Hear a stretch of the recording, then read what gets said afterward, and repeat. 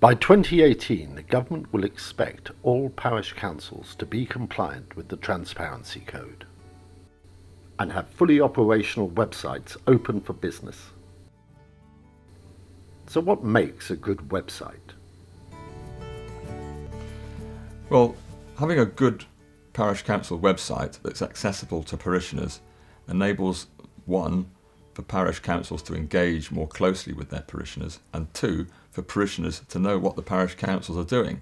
I think everybody likes to get involved in the way that their village is run these days, and if they have an issue that they'd like to get resolved, then a parish council is the first place that you would go to try and find out more about the issues. Unfortunately, there is a Vicar of Dibley image about parish councils, or there has been.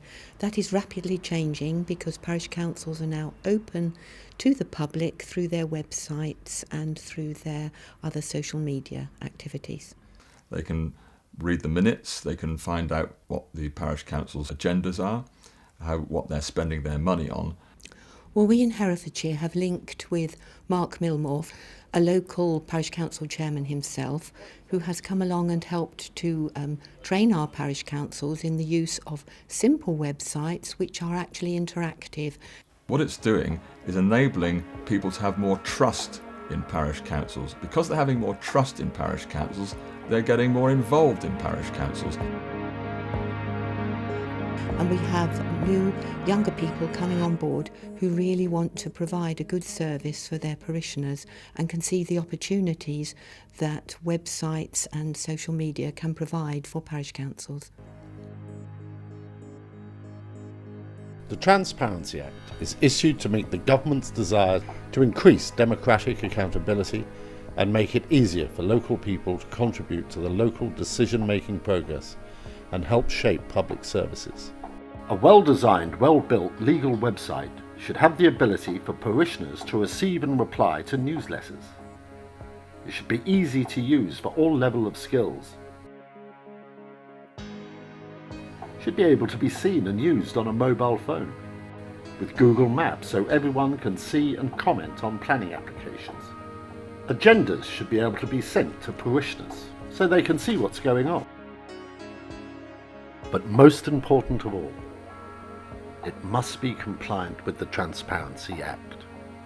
The Transparency Code came into force in 2015, and it compels all parish councils with a budget of under £25,000 annually to publish all their data and make it accessible to parishioners on a website. A good website is really, really important because that's the first place that you would go to find out information these days about what's going on in your village. A lot of small parish councils didn't have one, so the government introduced a grant fund of 4.7 million, which is administered by NALC, the National Association of Local Councils, through county associations and out to all the small parish councils with a turnover of less than 25,000. I do think it's a good thing because in our village in Dimmock, which is just over the Hereford border into Gloucestershire, the parish council have been responsible for the pub. They've also got involved with the children's play area and disagreements or agreements with whether we need to replace some of the slides and things like that. So no, I think it's a good thing. Some of the many benefits are that local residents are aware of parish council meetings, can interact with the parish council via the website, can comment on planning applications, can comment on the work of the parish council, and are absolutely in touch with local democracy at grassroots level. The government has a 3-year programme to enable them to comply by giving them grants for websites and laptops. We've been working with Mark, who has designed a specific website which is absolutely what parish councils require to enable them to get all their information out and receive the views of their local residents. The functions that we've got on the parish council website can be rolled out to any parish council in the country. Everything that's put on the website is digital, and it's stored digitally, and it's stored in the cloud as well. It can't be lost, and the websites and all its content and data are backed up once a month.